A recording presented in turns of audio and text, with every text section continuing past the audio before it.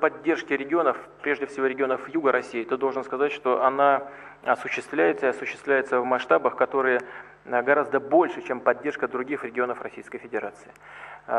Фактически почти все эти регионы относятся по основным параметрам к депрессивным регионам. Самая главная задача там создание собственной экономики и собственных рабочих мест.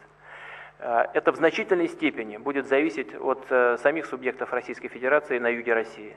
Нужно таким образом организовывать производство и свою экономическую жизнь, чтобы становиться более и более самодостаточными. Разумеется, без поддержки федерального центра решить эту задачу быстро и эффективно не удастся. Поэтому у нас есть соответствующие программы, есть определенные договоренности на уровне правительства с президентом Зязиковым, к которому я отношусь с большим уважением. И мы все это будем осуществлять, все это будет продолжаться.